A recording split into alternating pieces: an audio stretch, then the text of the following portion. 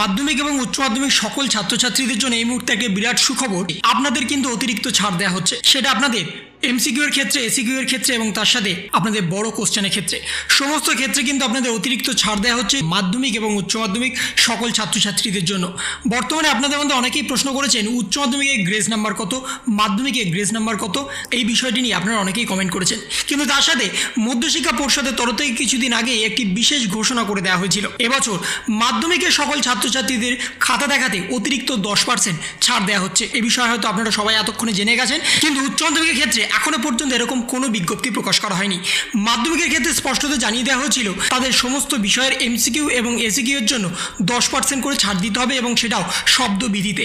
শব্দবিধি বলতে এখানে স্পষ্টত বোঝানো হয়েছে যদি কোনো এসিকিউ এর 1 নম্বরের প্রশ্ন, সেখানে যদি আপনারা কোনো রকম 1 নম্বরের যে লাইন ভিত্তিক বলে দেওয়া হয়েছে সেই লাইনে যদি আপনারা অ্যান্সার করতে না পারেন, অর্থাৎ 2 থেকে 1 লাইনের মধ্যে আপনাদের অ্যান্সার করতে হবে, কিন্তু সেটা কোনো কোনো ক্ষেত্রে যদি আপনারা বেশি লাইন লিখে ফেলেন অথবা এক কথায় উত্তর দিয়ে চলে আসেন, সেক্ষেত্রেও কিন্তু আপনাদের ছাড় দিয়ে দেওয়া হয়েছে মাধ্যমিকের জন্য। কিন্তু উচ্চ মাধ্যমিকে সরাসরি এখনো পর্যন্ত এরকম কোনো মন্তব্য করেনি উচ্চ মাধ্যমিক শিক্ষা সংসদের সভাপতি চিরঞ্জীব ভট্টাচার্য। কিন্তু উচ্চ মাধ্যমিকের গ্রেস নাম্বারের পরিমাণটা কিন্তু অন্যান্য বছরের থেকে এবছরে অনেকটাই বেশি, 3-এর বদলে কিন্তু 6 করে দেওয়া হয়েছে। এই বিষয়টা হয়তো আপনারা জানেন। অনেকে প্রশ্ন করছিলেন যে উচ্চ মাধ্যমিকের গ্রেস নাম্বার কত, যেটা শিক্ষক শিক্ষিকাদের তরফ থেকে দেওয়া হয় সেটা হচ্ছে 3 থেকে 4 নাম্বার, কিন্তু সেটা কোনো কোনো ক্ষেত্রে 6 নম্বর হয়ে যেতে পারে। তাই বর্তমানে আপনাদের কিন্তু অতিরিক্ত 6 নম্বর আসতে পারে, কোনো কোনো ক্ষেত্রে সেটা 5ও হতে পারে। সেটা ডিপেন্ড করছে আপনাদের খাতা লেখার উপরে, আপনারা কটা কোশ্চেন অ্যাটেন্ড করেছেন, আপনারা খাতাটা সম্পূর্ণভাবে প্রশ্নগুলো অ্যাটেন্ড করেছেন কিনা, সেই সমস্ত বিষয়ের উপরেই কিন্তু আপনাদের গ্রেস নাম্বার উঠে আসে। তাই বর্তমানে কেউ যদি 16 বা 17 পেয়ে আসেন, বা আপনারা যদি 18 নম্বরে অ্যান্সার করে আসেন, তবেও কিন্তু আপনাদের গ্রেস নাম্বার দেওয়া হবে। এবং উচ্চ মাধ্যমিকে প্র্যাকটিক্যালের জন্য আলাদা নাম্বার এবং তার সাথে থিওরির জন্য আলাদা নাম্বার। প্র্যাকটিক্যালের নাম্বারটা ছেড়েই দিন আপনারা, কারণ প্র্যাকটিক্যালে আপনারা সবাই পাস করছেন, এই বিষয়ে আপনাদের কোনো রকম টেনশন নেই। কিন্তু থিওরিটিক্যাল পেপারে যেটা আপনাদের মধ্যে অনেকেরই প্রশ্ন আছে, আমরা 16 নম্বর অ্যাটেন্ড করেছি, 17 নম্বর অ্যাটেন্ড করেছি, তাহলে কি আমাদের পাস করিয়ে দেওয়া হবে?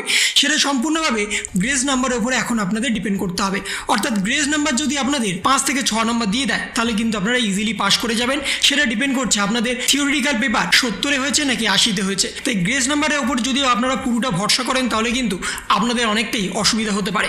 বাকি যে পরীক্ষাগুলো আছে সেই পরীক্ষাগুলো কিন্তু আপনাদের ভালো করে দিতে হবে, এবং সেখানে যদি আপনাদের ভালো স্কোর হয় তাহলে কিন্তু অতিরিক্ত গ্রেস নাম্বারও চলে আসতে পারে। এবং তার সাথে আপনাদের পিপিআর এবং পিপিএস করারও সুযোগ থাকছে। পিপিআর বা পিপিএস করতেও আপনারা দিতে পারবেন, সেখানেও কিন্তু আপনাদের নাম্বার বাড়বে, এবং সেটাও পরীক্ষার রেজাল্ট বেরোনোর 1 সপ্তাহের মধ্যেই কিন্তু এই কাজটা করতে হবে।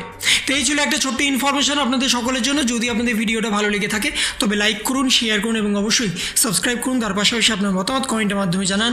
ভালো থাকুন, সুস্থ থাকুন, ধন্যবাদ।